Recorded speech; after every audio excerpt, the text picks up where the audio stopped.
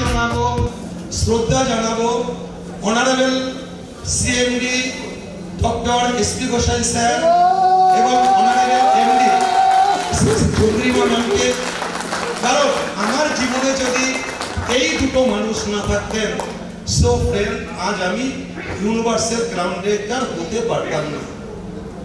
পাশাপাশি আমি ধন্যবাদ জানাবো আমাদের আজকে junior MD, upcoming MD mister Gairik স্যারকে, এবং ধন্যবাদ জানাবো গেহেনা ম্যামকে।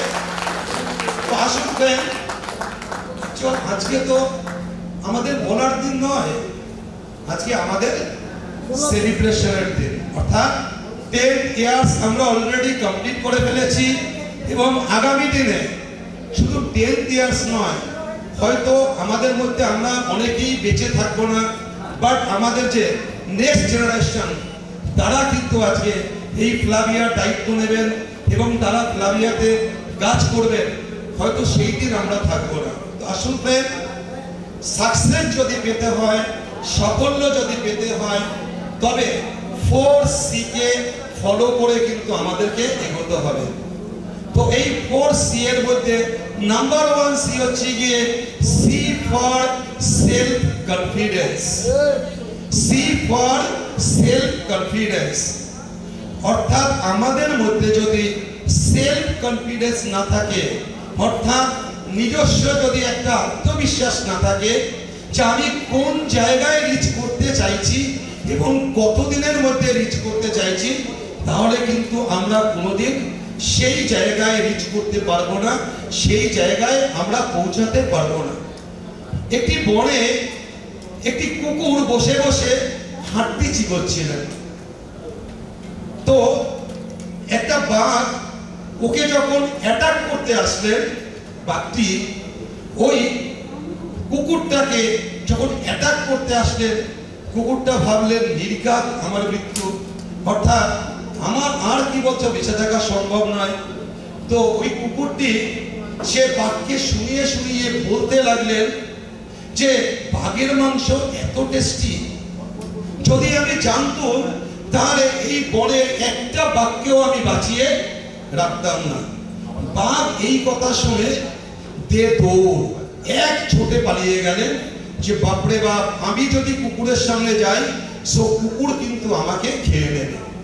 তো ওই যেখানে বসে হাড্ডি খাচ্ছিলেন, ওর উপরে ওই গাছের উপরে একটা হনুমান বসেছিল। হনুমানটা সবকিছু দেখে ও নেমে গুটি গুটি গুটি গুটি পায়ে এগিয়ে চলে গেলেন কোথায়, ওই বাঘটার কাছে গিয়ে বললেন যে বাঘমশাই, অ্যাকচুয়াল ওখানে কিন্তু বসে কুকুর বাঘের হাড্ডি খাচ্ছিল না। তো কি করলেন, এই কথা শুনে বাঘ ছুটে আসলেন যে আজকে আমি ওই কুকুরটাকে খাবই। তো যখন এগিয়ে আসছেন দূর থেকে যখন দেখতে পাচ্ছেন যে আজকে বাঘটা আসছে এবং বাঘের ওই কাঁধের উপরে এই হনুমান বসা, ও সঙ্গে সঙ্গে বুঝে গেলেন তাহলে এটা অ্যাকচুয়াল কার বুদ্ধি, কে গিয়ে বাঘকে বলেছেন।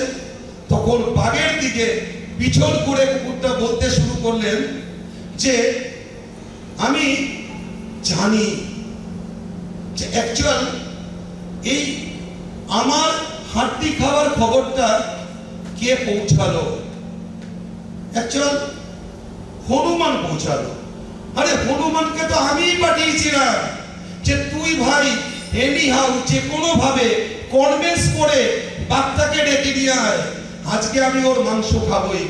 এই কথা শুনে বাঘটি হনুমানকে বললেন ভাই তুই আমার ঘাট থেকে নাম, আমি চললুম বলে এক দৌড়ে কি করলেন, পালিয়ে চলে গেলেন। অর্থাৎ বাঘ কিন্তু অনেক বড়, অনেক শক্তি, বাট কুকুর অনেক ছোট, কুকুরের শক্তি কিন্তু অনেক কম।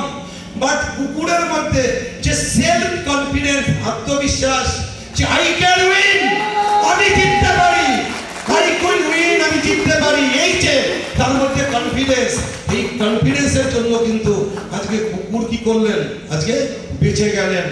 সো ফ্রেন্ড, আমাদের মধ্যে কি সেই সেলফ কনফিডেন্স আছে যে আমি একদিন ফ্লাভিয়া আয়ুর্বেদা থেকে আমি ইউনিভার্সাল গ্রাউন্ড ডিরেক্টর নয়, হাইয়েস্ট আর্নার হব। আমি প্লাবিয়া আয়ুর্বেদা থেকে অরুণ গম্য যেটা করতে পারেননি, আদার্স ইউনিভার্সাল গ্রাউন্ড যেটা করতে পারেননি, তার থেকে অনেক অনেক বেশি টাকা রোজগার করব, তার থেকে অনেক অনেক দামি গাড়ি চড়বো, এই ধরনের কনফিডেন্স কি আছে? এই কনফিডেন্সটাকে সবার প্রথমে দিয়ে আসো। এটাই জীবনে প্রথম দরকার।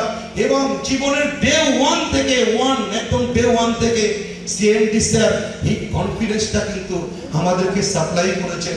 এবং প্রতিনিয়ত ফ্রেন্ড বলছি, সিএমডি স্যার এবং ম্যাম যদি এখনো বলেন অরুণ বাবু আপনাকে এই 42 ডিগ্রি তাপমাত্রার মধ্যে আপনাকে 5 ঘন্টা 7 ঘন্টা 10 ঘন্টা সারাদিন দাঁড়িয়ে থাকতে হবে, সো আজকে কিন্তু দাঁড়িয়ে থাকি। এবং উনি আজকে যে ইনস্ট্রাকশন দেন, তোমাকে ডান দিকে যেতে হবে, আমি ডান দিকে যাব। যদি বলেন বাদিকে যেতে হবে, বাদিকে যাব। যদি বলে আপনাকে সিধে যেতে হবে, সিধে যাব। অর্থাৎ কখনো বন্ধু নিচে এই জায়গায় দাঁড়িয়ে কখনো আমি আমার বুদ্ধি অ্যাপ্লাই করিনি।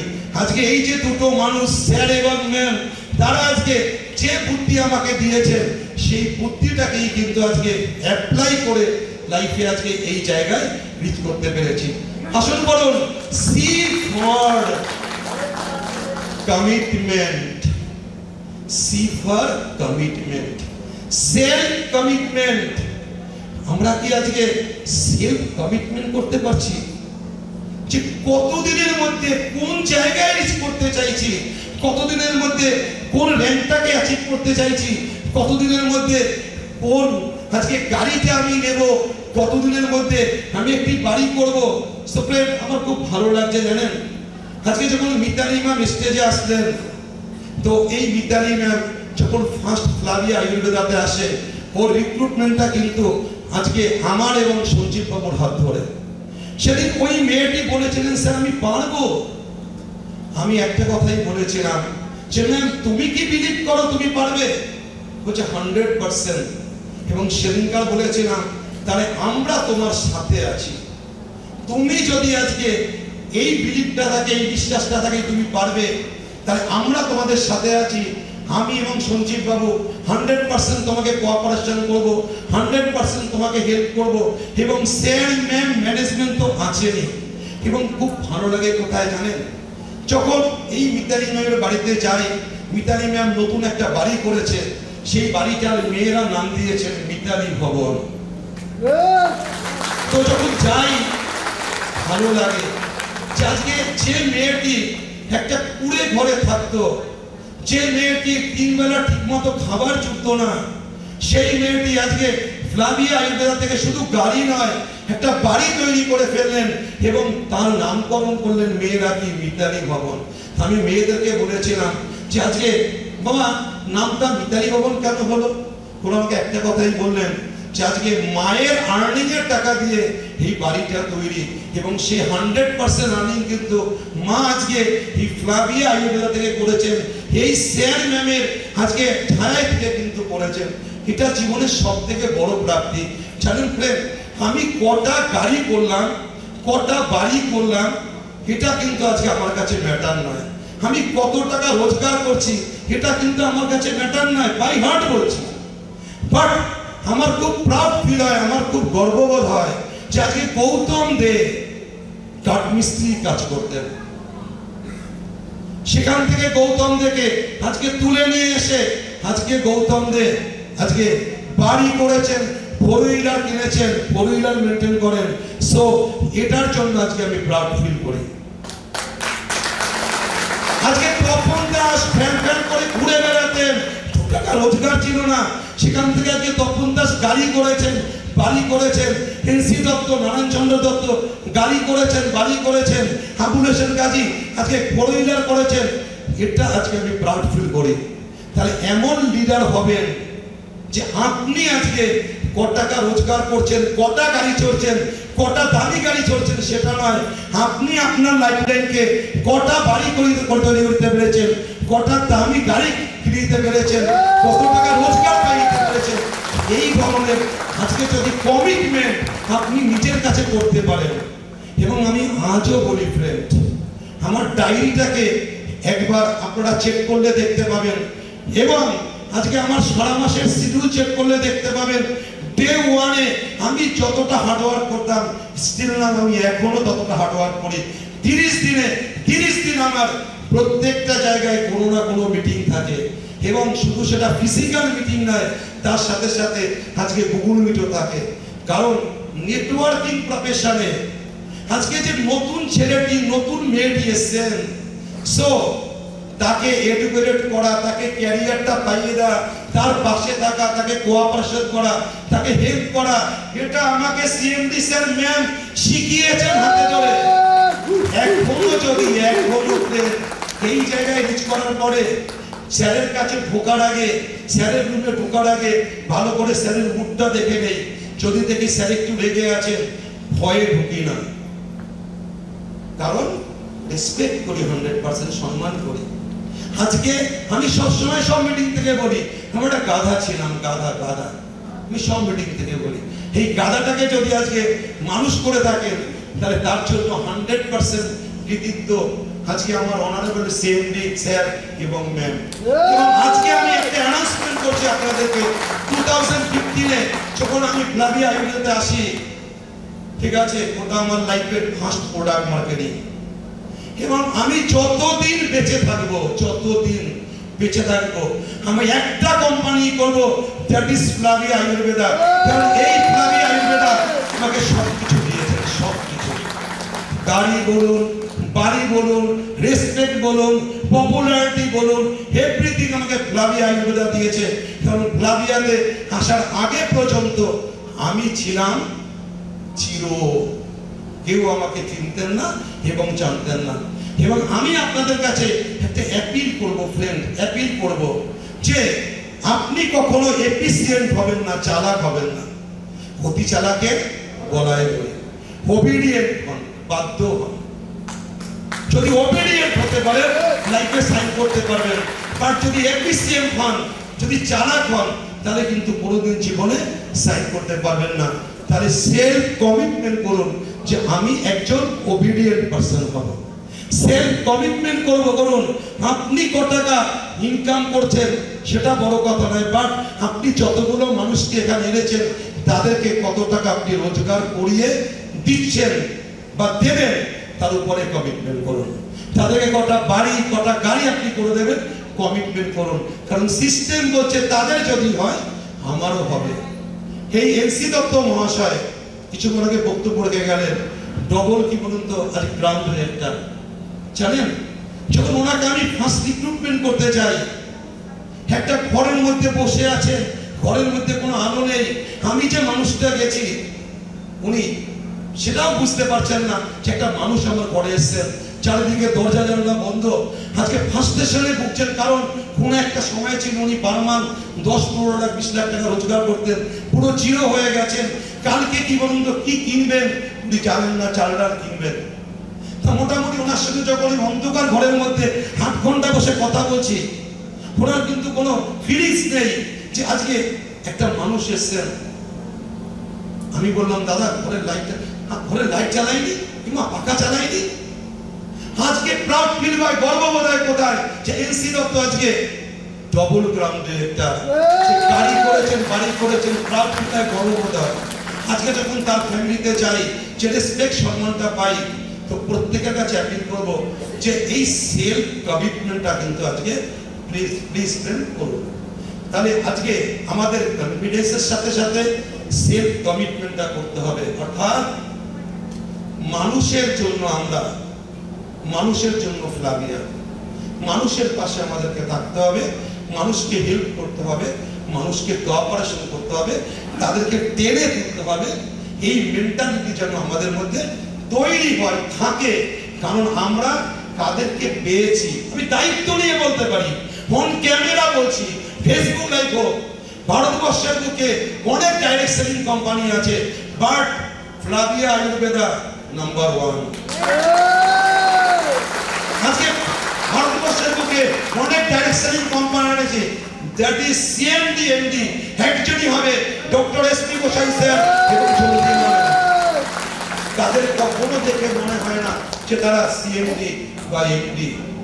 ভালো লাগে যখন কোথায় জানেন, স্যারের রুমে থাকি, স্যার একটা ঠোঙ্গায় মুড়ি খাচ্ছেন, আমরা সেই ঠোঙ্গাতে মুড়ি খাই। স্যার একটা কাগজের কাপে চা খান, আমাদের কাগজের কাপ। আবার স্যার যদি কখনো মনে করেন ওই চীনামাটির কাপে চা খাবেন, তাহলে আমাদেরও কি বলুন তো চীনামাটি। এবং আর কোন জিনিসটা এর থেকে আর জীবনে বলুন তো বড় পাওনা কি আছে? অনেক অনেক সিএমডি দেখেছি, অনেক অনেক এমডি দেখেছি, অনেক অনেক কোম্পানি দেখেছি, তারা একটা ফারাক তৈরি করে দেয় যে আমরা মালিক, তোমরা শ্রমিক। এখানে সবসময় মনে হয় আমরা মালিক। শিখিয়েছেন এটা আমার কোম্পানি নয়, এটা আপনাদের কোম্পানি। এই আপনাদের কোম্পানি যদি বড় হয় তাহলে আপনারা বড় হবেন। তাহলে ফ্রেন্ড, আজকে তো এটা সিএমডি স্যার ম্যামের কোম্পানি নয়, এটা আজকে আমাদের কোম্পানি। তার আমরা কেন 100% এফোর্ট দেব না? কেন আজকে আমরা লাইফলাইনের পাশে থাকবো না? কেন আমরা কোঅপারেশন করব না? কেন আমরা হেল্প করব না? আজকে প্রত্যেকটা লাইফলাইন তো আজকে আমাদের ফ্যামিলি। এখানে আমার যত ক্রস লাইন আছেন, এখানে ক্রস লাইন, আপনি ক্রস লাইনের মেম্বারদের জিজ্ঞাসা করুন, এখানে আছেন অনিল বাবু থেকে শুরু করে গৌতম বাবুরা আছেন, প্রত্যেককে তাদের টিমের মেম্বারদেরকে আমি গাইড করি। কারণ এটা ফ্লাভিয়ান টিম।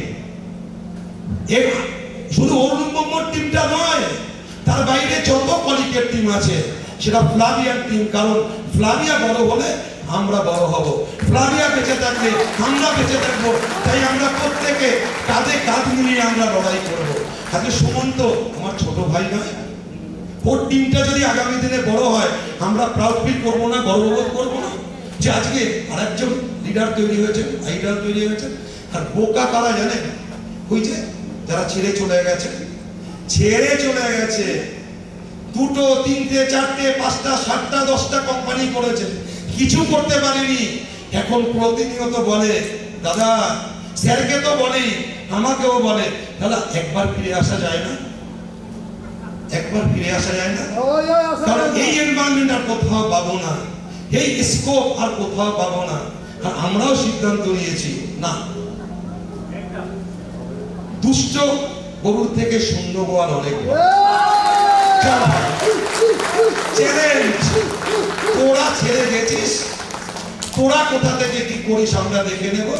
আমরা ফ্লাভিয়া ছিলাম, আছি, থাকবো। এবং আমরা ফ্লাভিয়া কোথায় পৌঁছাই সেটা তোরা দেখবি আর আফসোস করবি, তোরা দেখবি আর কাঁদবি, তোরা দেখবি তোদের চোখের জল পড়বে।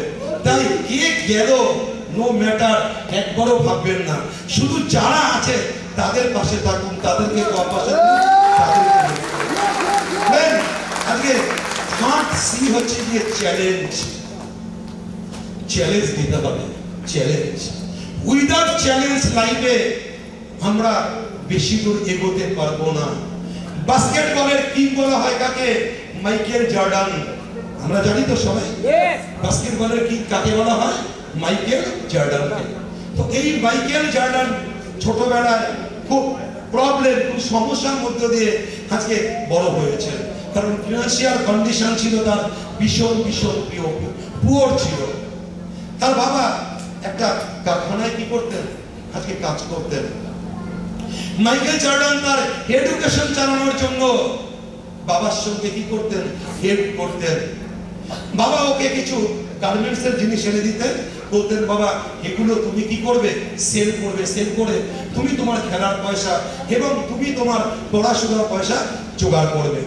তো এই মাইকেল জর্ডানকে একদিন $1 একটা টি শার্ট এনে দিয়ে তার বাবা বলেছিলেন যে Michael, can you sell $10? Michael বলেছিলেন ইয়েস বাবা, আই ক্যান সেল $10। একবারও কিন্তু সেদিন মাইকেল জর্ডান বলেননি বাবা আমি একটা $1 শার্ট $10 আমি কি করে বিক্রি করব। আর আজকে যখন ফ্লাভিয়া আয়ুর্বেদা একটা প্রোডাক্টের প্রাইস আজকে $2 বাড়িয়ে দিচ্ছেন, $1 বাড়িয়ে দিচ্ছেন কোয়ালিটি মেইনটেইন করার জন্য, মার্কেটকে ব্যালেন্স করার জন্য, তখন আমরা বলছি আমরা পারবো তো? আরে ছোট্ট মাইকেল সেদিনকার কি বলেছিলেন? ইয়েস বাবা, আই ক্যান সেল $10। একবারও কিন্তু প্রশ্ন করেননি যে কিভাবে পারবো। সেদিন ফ্রেন্ড বাবা ওই শার্টটাকে মাইকেল জর্ডান বিক্রি করে এনে বাবাকে বলেছিলেন, বাবা দিস ইজ $10। সেদিন তার বাবা তাকে মাথা হাত দিয়ে বলেছিলেন, ওয়েল ডান বেটা। এর কিছুদিন পর মাইকেল জর্ডানকে আবার একটা $1 টি শার্ট এনে দিয়ে বললেন, Michael can you sell $200? Michael বলেছিলেন, yes papa, I can sell $200। Michael ভাবতে শুরু করলেন যে $1 টি শার্ট আমি আজকে $200 কিভাবে বিক্রি করব। হঠাৎ মাইকেলের মাথায় একটা বুদ্ধি খেলে গেল। সেই সময় একটা দেখবেন কার্টুন রিলিজ হয়েছিল, ডিজনি চ্যানেল একটা কার্টুন রিলিজ হয়েছিল। ওই কার্টুনের একটা ছবি টি শার্টের সামনে পেস্ট করে দিয়ে একটা স্কুলের সামনে চলে গেল সেল করার জন্য, লিখলেন সেল। এবং সব থেকে মজার জায়গা কোথায় জানেন? বাচ্চারা ওই কার্টুন আঁকা টি শার্ট দেখে ডিমান্ড করতে শুরু করলেন যে আমাকে ওই শার্টটা কিনে দিতে হবে। একজন বাবা কি করলেন, ওই শার্টটা কিনে নিলেন কত ডলার দিয়ে? $200 দিয়ে। ওই $200 নিয়ে এসে বাবাকে বললেন, বাবা this is $200। Can you imagine $1 T shirt কততে বিক্রি করলেন প্রেম? $200। ওই দিন মাইকেলের বাবা বলেছিলেন, তুমি একদম জীবনে অনেক বড় হবে।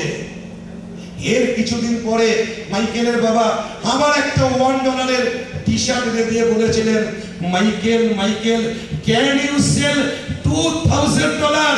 মাইকেল বলেছিলেন, ইয়েস পাপা। তখন মাইকেলের বয়স কত? 12 বছর, 12 ইয়ার্স। মাইকেল ভাবতে শুরু করলেন, আমি কিভাবে এই $1 টি শার্টটা আজকে $2000 বিক্রি করব। সেই সময় মাইকেল শুনতে পেলেন সেই সময়কার বিখ্যাত ফিল্ম আর্টিস্ট আজকে ফারাহ ফাসিদ, সে আসবেন পাশের একটা শহরে। মাইকেল ট্রেন ধরে সেখানে চলে গেলেন। বীরের মাঝখান থেকে গলে স্টেজের সামনে গিয়ে বললেন, ma'am give me a autograph. ওই ছোট্ট একটা বাচ্চা অটোগ্রাফ নিতে এসে দেখে বলে সিকিউরিটি গার্ডদের সরিয়ে দিয়ে স্টেজে তুলে দিলেন এবং একটা বড় করে অটোগ্রাফ নিয়ে ওই শার্টটাকে নিয়ে সে চলে গেলেন একটা শপিং মলের সামনে এবং গিয়ে বললেন, this is original signature by ফারাহ ফাসিদ। এবং ওই শার্ট আজকে $1 শার্ট $2000 বিক্রি করে এসে পাপাকে বললেন, পাপা দিস ইজ $2000। আপনি জীবনে কি চাইছেন এটা সবার প্রথমে ঠিক করুন। কারণ মাইকেল জর্ডান $1 টি শার্ট $2000 বিক্রি করেছিলেন, কারণ সে চ্যালেঞ্জ নিতে পেরেছিলেন। আমরা যদি আজকে চ্যালেঞ্জ দিতে পারি, কে আছে আর কে নেই? আমাদের মধ্যে আছেন আজকে এমডি স্যার, আমাদের মধ্যে আছেন এমডি ম্যাম, কৈরিক স্যার, জ্ঞানা ম্যাম, সৈকত স্যারের মতো ট্রেনার, অফিসিয়াল স্টাফ, প্রিয়া ম্যামের মতো ট্রেনার, সো আপলাইন লাইফলাইন। আমরা মাইকেল জর্ডানের মতো চ্যালেঞ্জ নিয়ে আমরা উইন করতে পারবো না, জিততে পারবো না? পারবো কি পারবো না? আমরা পারবো। সো ফ্রেন্ড, অনেক সময় নিয়ে নিলাম, কারণ অনেক কি বলুন তো আজকে কি আমাদের অনেক অ্যাওয়ার্ড আছে, যারা নতুন তাদেরকে অ্যাওয়ার্ড দেওয়া হবে এবং পুরনো যারা তাদেরকে অ্যাওয়ার্ড দেওয়া হবে। বাট যাওয়ার আগে একটা ছোট্ট গল্প বলে শেষ করব, কারণ আমি ম্যামের ভীষণ ফ্যান, স্যারেরও ফ্যান, ম্যামেরও ফ্যান। এবং আমি বিলিভ করবেন না, ম্যামের যে ভিডিওগুলো আছে সেগুলো আমি অল টাইম ম্যামের প্রত্যেকটা ভিডিও আমি দেখি নিজেকে ইন্সপিরেশন করার জন্য। কারণ যদি আমি ম্যামের মতো এত সুবক্তা হতে পারতাম, তাহলে হয়তো জীবনে যে জায়গায় রিচ করছি তার থেকে অনেক বড় জায়গায় রিচ করতে পারতাম। তো একটা ছোট্ট গল্প বলে আমি শেষ করব। একটা জঙ্গলের মধ্যে একটা ব্যাঙ ছিল এবং একটা সাপ ছিল। একটা জঙ্গলের মধ্যে ব্যাঙ ছিল এবং সাপ ছিল। 7 দিন ধরে ব্যাঙটাও না খেয়ে রয়েছে এবং 7 দিন ধরে সাপটাও কি করেছে, না খেয়ে রয়েছে। তো 7 দিন বাদে যখন বেরোচ্ছেন, ঈশ্বরের কাছে প্রে করছেন, হে ঈশ্বর আজকে যেন খাবার পাই, আজকে যদি খাবার না পাই তাহলে তো মরে যাব। বের করলেন আমার সন্তানগুলো অনাহারি, তারাও মরে যাবে। দেখুন ঈশ্বরের কাছে সবাই সমান। ঈশ্বর ব্যাংকে বললেন তথাস্তু, আর ঈশ্বর সাপকেও বললেন কি তথাস্তু। দেখুন আজকে প্রেম যে 10 টাকার বিজনেস করে তার যা ভ্যালু সিএমডি স্যার ম্যামের কাছে, আর অরুণ গঙ্গ যদি কোটি টাকার বিজনেস করে সিএমডি স্যারের কাছে ম্যামের কাছে কিন্তু সেম ভ্যালু। জেনে রাখুন। আপনারা তো ভাবতে পারেন যে আমরা অনেক বড় টিম বা বড় ইনকাম করি বলে স্যার ম্যামের কাছে আলাদা প্রায়োরিটি পাই। নো ফ্রেন্ড, আজকে স্যার ম্যামকে খুব কাছ থেকে দেখেছি বলেই আজকে দেখবেন আমি এটা শিখেছি। আমার কাছে যে 1 টাকার বিজনেস দেয় তার যা ভ্যালু, আর আমাকে যে 1 কোটি টাকার বিজনেস দেয় আমার কাছে সেম ভ্যালু। আমি কারোর সঙ্গে কিন্তু আলাদা কোনো ভ্যালু দেই না। আমার আজকে পুরো দেব যারা তারা কিন্তু আজকে আমাদেরকে শিখিয়েছেন। তবে সারাদিন পরিশ্রম করার পর সাপ কোনো খাবার পেলেন না, না পেয়ে টায়ার্ড হয়ে রাস্তার মধ্যে শুয়ে রয়েছেন। আর ব্যাং প্রচুর প্রচুর খাবার পেয়েছেন, নিজে তো খেয়েছেনই এবং সাথে সাথে কি করেছেন বেশ কিছু খাবার গলার কাছে নিয়ে যখন ফিরছেন রাস্তা ধরে, তখন পড়লেন কোথায়? ওই সাপের মুখে। সাপ খবর করে কি করলেন ব্যাঙের ঠ্যাং পাটাকে কামড়ে ধরে নিলেন। এবার দুজনের মধ্যে লড়াই চলছে। কিসের লড়াই? খাবার লড়াই এবং বাঁচার লড়াই। ব্যাঙ বাঁচতে চাইছেন আর সাপ খেতে চাইছেন। এইবার দুজনে ঈশ্বরকে বলছেন ঈশ্বর খাবারটা দাও, পেয়ে গেছি। সাপ বলছেন, আর ব্যাঙ কি বলছেন? হে ঈশ্বর আমি যেন পেঁচে বাড়িতে ফিরতে পারি, কারণ আমার ছেলে মেয়েরা অনাহারি না খেয়ে বসে রয়েছে, আজকে আমি যাওয়ার পরে ওরা খাবে। ঈশ্বর শুধু একটা কথাই বললেন দুজনকে। সাপকে বললেন ধনার মতো ধরে থাক। আর অনেকক্ষণ ধরে যেহেতু লড়াই করছেন সাপ আর ব্যাঙ, ব্যাঙ খুব টায়ার্ড হয়ে গেছেন, ক্লান্ত হয়ে গেছেন। ব্যাঙকে বললেন মরার মতো পড়ে থাক। এই দুটো কথা বললেন, কারণ কিছুক্ষণ আগে বললাম না এই যে আমাদের মধ্যে সারদা মা বসে আছেন, দেখুন কি বলেছেন? আমি 17 মা অ17 মা। এই চন্দ্রিমা ম্যামের কাছে আজকে কে যে সৎ কারো মা অ17 মা। আমি যদি অসৎ হই আমাকে ঠেলে ফেলে দিতে পারবে, আমি যদি সৎ হই আমাকে ঠেলে দিতে পারবে। ঈশ্বরের কাছে ব্যাঙও যা সাপও তাই। ওকে কি বললেন? ধরার মতো ধরে থাক। আর ওকে কি বললেন? মরার মতো পড়ে থাক। সারা করে ও ধরে রইল আর ও মরার মতো পড়ে রইল। যেই মর্নিং হলো, সকালবেলা হলো, ওই যারা ছেড়ে চলে গেছে, ফ্লাভিয়াকে বিলিভ করতে পারে না, স্যামকে বিলিভ করতে পারে না, আমাদেরকে বিলিভ করতে পারে না, হঠাৎ করে ওই ওদের ক্যারেক্টার, ওদের চরিত্র সাপ ব্যাংকটাকে ছেড়ে দিয়ে খপাত করে যখন বডিটা ধরতে গেলেন, ব্যাংক কি করলেন? এক লাফে পালিয়ে চলে গেল। এই ব্যাংক যখন পালিয়ে চলে গেলেন, এবার সাপের মধ্যে তো প্রচন্ড রাগ হলো, ঈশ্বরকে গালাগাল দিতে শুরু করলেন, তুমি আজকে খাবারটা দিও, আমাকে দিলে না, আমি আর কোনোদিন কি বলতো তোমার সাথে থাকবো না, তোমার আমি নাম নেব না। তখন ঈশ্বর বললেন, ওরে বোকা, তোর কর্মফল তুই ভোগ করছিস। তোকে আমি বলেছিলাম ধরার মতো ধরে থাক। তুই যখন ছাড়লি তুই আমাকে একবারও জিজ্ঞাসা করে ছেড়েছিস? আর ব্যাংক যখন বলছেন ঈশ্বর অশেষ কৃপা, কারণ তোমার জন্যই আজকে আমি বেঁচে গেলাম। ঈশ্বর বলল না রে, তুই তোর কর্মফল পেয়েছিস, কারণ তোকে বলেছিলাম মরার মতো করে থাক। তো আমাদের স্যার এবং ম্যাম কি বলেছেন? ধরার মতো ধরে থাক, মরার মতো পড়ে থাক। আজকে অরুণগম্য 2015-এ ধরার মতো ধরেছিল এবং মরার মতো পড়ে আছে। দেখুন অরুণগম্যর যারা লাইফ লাইন, তারাও ফ্লাভিয়াটাকে ধরার মতো ধরেছে মরার মতো কি বলুন তো আজ তারা পড়ে আছে, এবং জীবনের শেষ দিন পর্যন্ত মরার মতো পড়ে থাকবো, মরার মতো পড়ে থাকবো। আপনারাও যদি আপনাদের জায়গা থেকে এই ডিসিশনটা নিতে পারেন যে আজকে ধরার মতো ধরা এবং মরার মতো পড়ে থাকা, আমি দায়িত্ব নিয়ে বলছি, আমার যত লাইফ লাইন ক্রস লাইন তারা আমার থেকে অনেক বেশি রেসপেক্ট পাবেন, অনেক বেশি আর্নিং করবেন, অনেক বেশি স্মুথলি লাইফ লিড করতে পারবেন। কারণ যখন 2015 সালে আমি কাজটা স্টার্ট করি তখন 24টা প্রোডাক্ট, অনেক ফাইট করতে হয়েছে ফ্রেন্ড। আর আজকে স্যার দেখুন 500+ প্রোডাক্ট তুলে দিয়েছে, আরও যত দিন যাবে আরও অনেক অনেক প্রোডাক্ট তুলে দিয়ে দেবে। এবং আমি যখন কাজটা স্টার্ট করি আমার যে আপলাইন আমাকে জয়েনিং করানোর পরে সে কাজ ছেড়ে দিয়েছে। আমি ডে ওয়ান থেকে কারো কাছ থেকে কোনো কোঅপারেশন পাইনি, কারো হেল্প পাইনি, কারো কোনো গাইডলাইন্স পাইনি। যদি করে থাকেন আজকে এই দুটো মানুষ এমডি স্যারে বললেন আমি সারা জীবন করতে পারবো। আপনারা সেখানে কি করেছেন?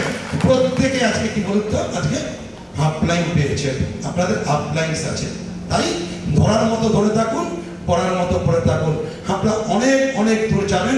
থ্যাংক ইউ, ধন্যবাদ। সবাই ভালো থাকবেন এবং ঈশ্বরের কাছে প্রার্থনা করব সবাই যেন একটা বেটার ক্যারিয়ার করতে পারেন, বেটার লাইফ লিড করতে পারেন, বেটার অ্যাচিভমেন্ট করতে পারেন। এবং যারা আসতে পারেন না পারেনি তাদের জন্য আমাদের প্রার্থনা থাকবে ঈশ্বরের কাছে, তারা যেন আগামী দিন সবাই আসতে পারে, সবাই আমরা হাতে হাত মিলিয়ে আসবো। Thank you.